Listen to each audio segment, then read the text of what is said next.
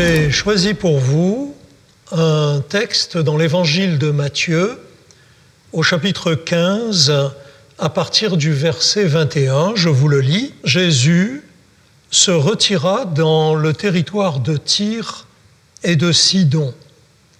Et voici une femme cananéenne qui venait de ces contrées, lui cria « Aie pitié de moi, Seigneur, fils de David.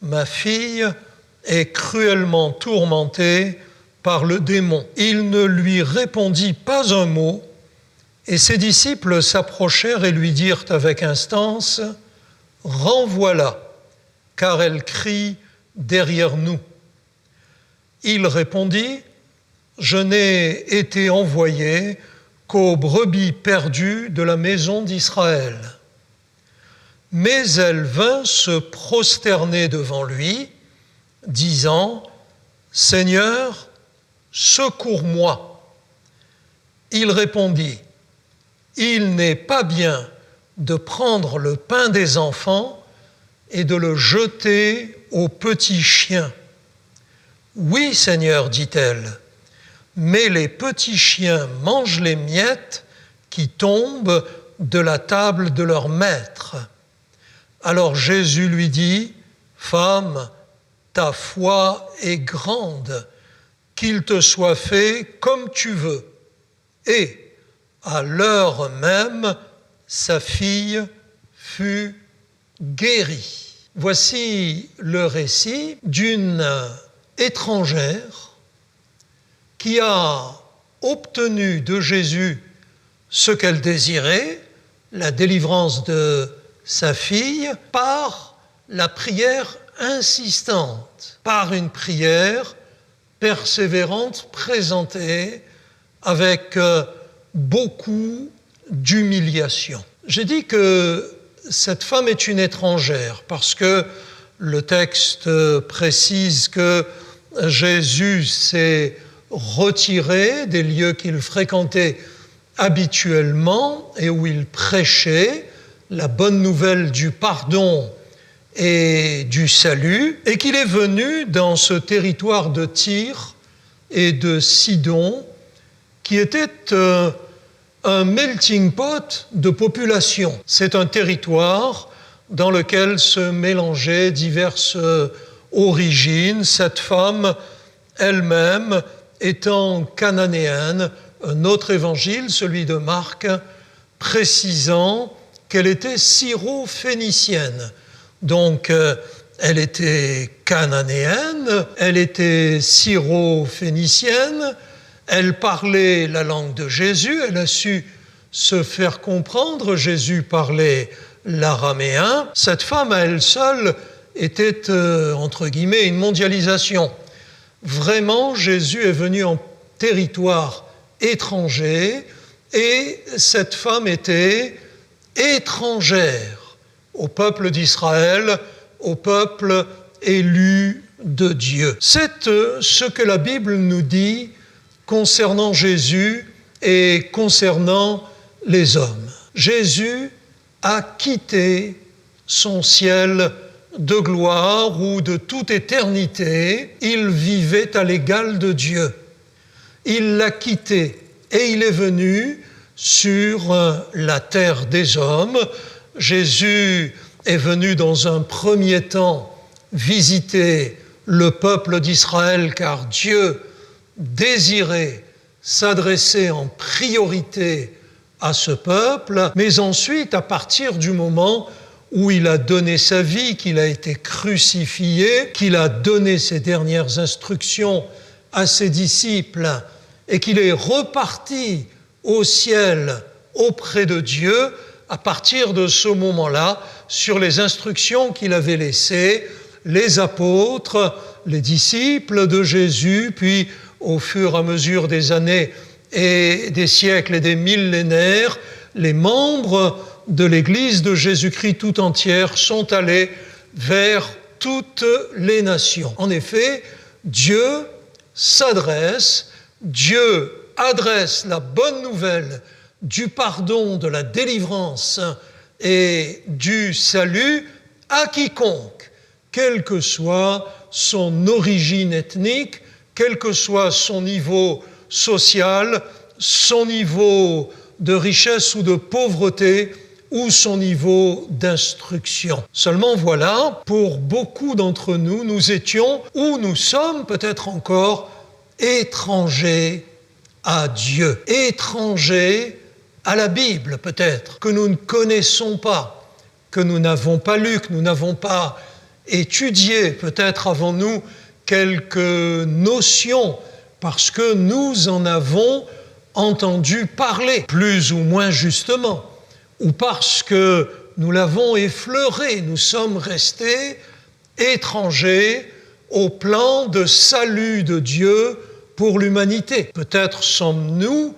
étrangers à Jésus-Christ. Nous n'avons de lui que les notions que la tradition ou les on-dit ont bien voulu nous rapporter, mais lui, personnellement, nous ne le connaissons pas. Peut-être sommes-nous étrangers à Dieu lui-même. Avons-nous pris une position de repli, d'indifférence, voire d'hostilité à l'égard du Dieu créateur et tout-puissant? Eh bien, Jésus est venu sur cette terre d'étrangers. Il est venu pour tous, envoyé par son Père.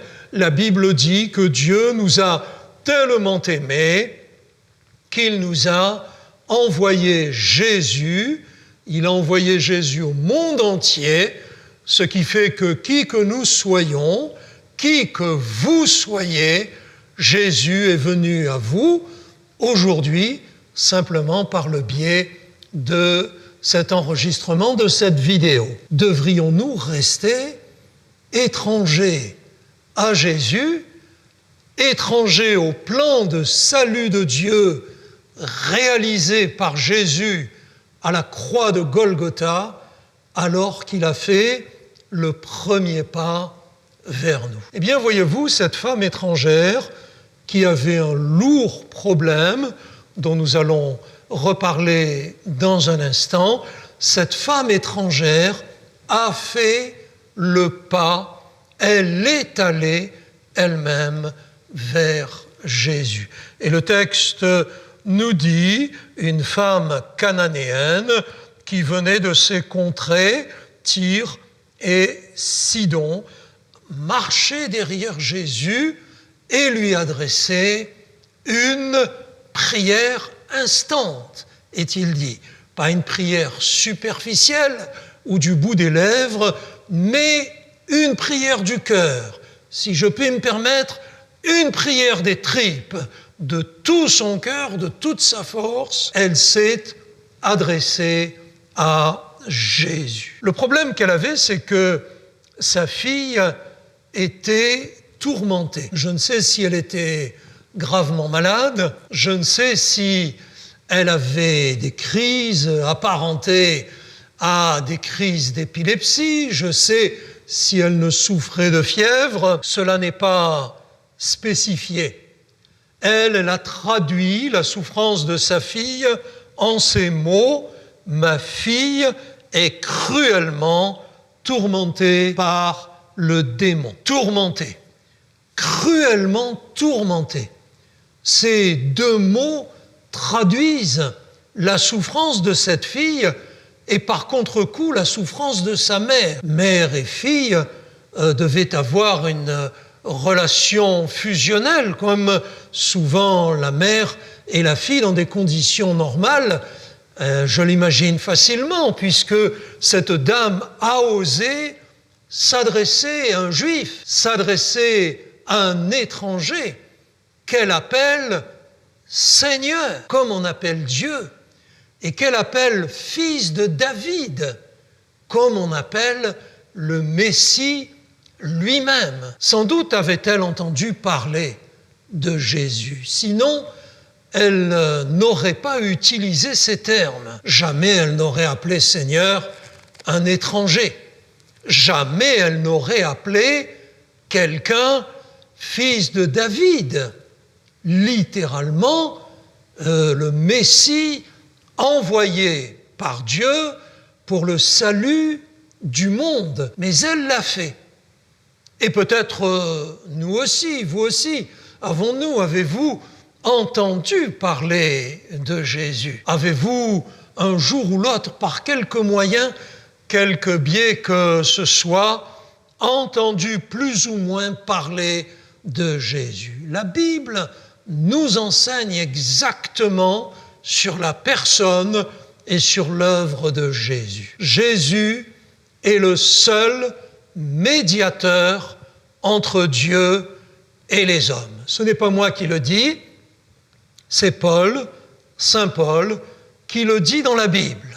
Il y a un seul Dieu et un seul médiateur entre Dieu et les hommes. Jésus est le seul nom qui nous ait été donné par lequel nous devions être sauvés. Ce n'est pas moi qui le dis, c'est Pierre, Saint Pierre, qui le dit dans la Bible, dans le livre des Actes des Apôtres, alors qu'il prêche à une foule dans Jérusalem. Il n'y a pas d'autre moyen d'être pardonné de nos péchés et sauvé que par la personne de Jésus. Lorsque Jésus a donné sa vie sur la croix de Golgotha, il est décédé tout de suite après avoir proclamé cette affirmation « Tout est accompli ».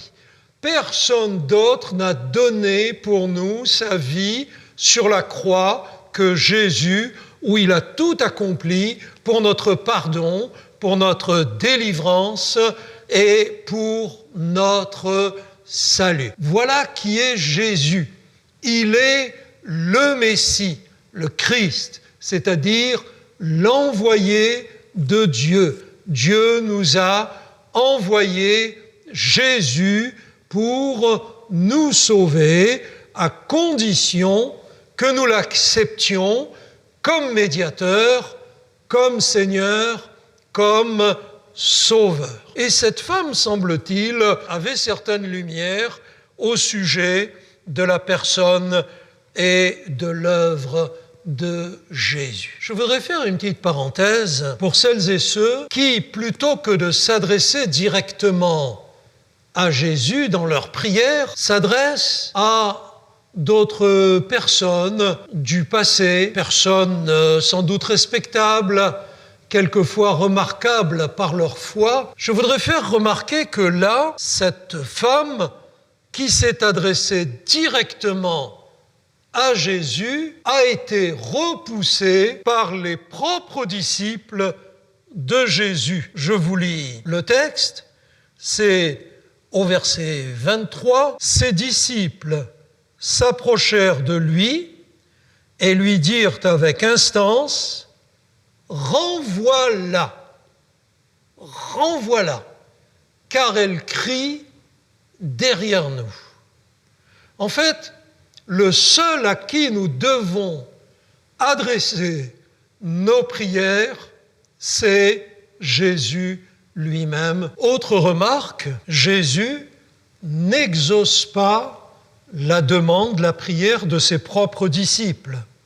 Lorsqu'il lui demande « renvoie-la », Jésus ne réagit pas. Personne ne peut interférer, personne ne peut influencer Jésus. Si nous nous adressons directement à lui, il nous entend, il nous écoute et il prend en considération l'objet de notre prière. Et pourtant, sa réaction première va être une mise à l'épreuve de la foi, de l'authenticité, de la sincérité de cette dame. Jésus lui répond « Je n'ai été envoyé qu'aux brebis perdues de la maison d'Israël. » Or, elle n'était pas originaire d'Israël. Elle n'était pas juive. Elle était syro-phénicienne, habitant le territoire de Tyr et de Sidon, elle était cananéenne. Or, dans un premier temps, Jésus avait été envoyé par Dieu pour annoncer le message de la réconciliation et du pardon à Israël, au peuple élu de Dieu. Si nous voulons connaître l'histoire du peuple élu de Dieu, il nous faut lire la première partie de la Bible que nous appelons l'Ancien Testament. Cette femme n'en était pas originaire. Et comme je l'ai dit tout à l'heure en préambule, c'est à compter de la crucifixion, de la résurrection de Jésus, puis de son ascension, qu'il a envoyé ses disciples prêcher la bonne nouvelle à toutes les nations. Aujourd'hui, nous avons ce privilège de vivre un temps de grâce, la grâce de Dieu pour toutes les nations, quelle que soit notre origine. Et devant cette fin de non-recevoir, nous apparaît alors la persévérance, l'insistance de la prière de cette femme. Verset 25, alors qu'elle vient d'entendre la réplique cinglante de Jésus qu'elle aurait pu mal prendre, qui aurait pu lui faire rebrousser chemin, non, elle va insister.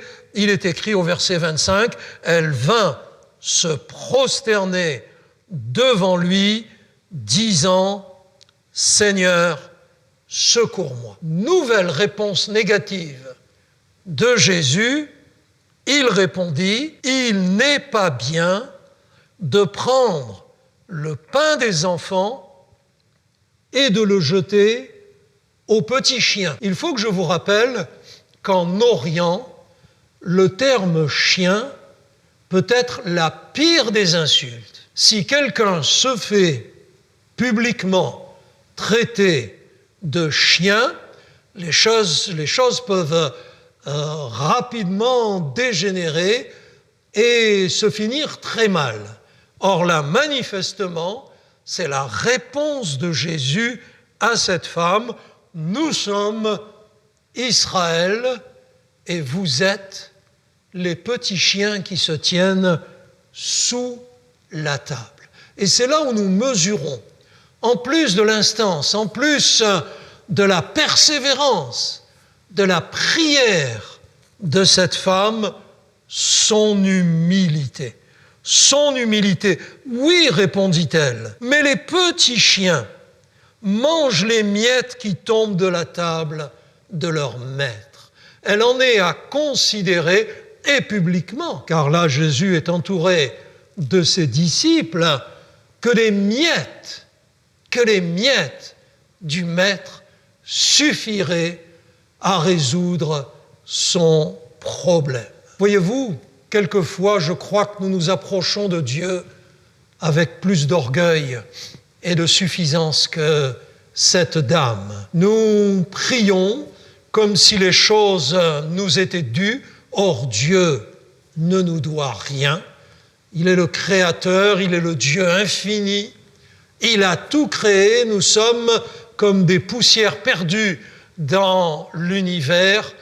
Nous avons besoin de nous adresser à lui avec beaucoup plus d'humilité et de reconnaître, même si nous ne sommes pas des chiens, que nous sommes des pécheurs, des pécheresses, et que nous avons besoin du pardon de Dieu, de la purification de notre âme que Jésus, dans la souffrance et dans le sang, a acquis pour nous à la croix de Golgotha. Devant l'humilité et devant la persévérance que rien ne semble devoir arrêter de cette femme, alors Jésus lui dit « Ta foi est grande, qu'il te soit fait comme tu le veux ». Et le verset final, l'aboutissement, la conclusion, la conséquence est merveilleuse. À l'heure même, sa fille fut guérie. Ta foi est grande. a dit Jésus à cette femme. A-t-il remarqué l'instance, l'intensité de sa prière? Sans doute. A-t-il remarqué la persévérance inarrêtable, incessante de cette femme qu'il a appelée Seigneur et Messie? A-t-il remarqué l'humilité de cette femme qui a reconnu qu'elle était pécheresse et qu'elle avait besoin de la grâce de Dieu? Car Dieu veut nous faire grâce, il veut pardonner nos péchés, il veut sauver notre âme, il veut nous délivrer de tout ce qui enchaîne, lie, entrave notre épanouissement et notre bonheur. Jésus le veut. Il a remarqué que la foi de cette femme était plus grande, peut-être même que celle de certaines personnes en Israël même. Jésus pourrait-il aujourd'hui nous adresser la même remarque? Ta foi est grande. Au fait, quelle est la taille de notre foi? Notre foi nous pousse-t-elle à nous adresser à Dieu au nom de Jésus de tout notre cœur pour notre pardon, pour notre guérison, pour notre délivrance, prioritairement pour le salut éternel de notre âme? Sommes-nous prêts à nous reconnaître devant Dieu pécheurs, pécheresses, et à nous en repentir, à demander pardon, jusqu'à obtenir ce pardon que Jésus a acquis sur la croix? Tout est accompli par l'œuvre de la croix, comme Jésus l'a dit. Sommes-nous prêts à aller jusqu'au bout avec Dieu, à lui remettre notre cœur, notre vie, notre éternité? Eh bien, je vous le souhaite, je nous le souhaite à tous. Je vous rappelle que cette femme étrangère à Dieu, étrangère à Jésus, étrangère à la grâce, au pardon, au salut, a tout obtenu par une prière directe au Fils de Dieu qui exauce la prière lorsqu'on s'approche de lui en confiance, en reconnaissant sa seigneurie, en lui confessant nos péchés et en mettant en pratique, en œuvre, notre foi. Ta foi est grande, a dit Jésus à cette étrangère, à l'heure même sa fille fut guérie, elle a obtenu l'objet de sa prière par la foi. Je vous conseille de vous inspirer de sa démarche et de sa foi afin que vous aussi obteniez pardon, délivrance, guérison et salut au nom de Jésus.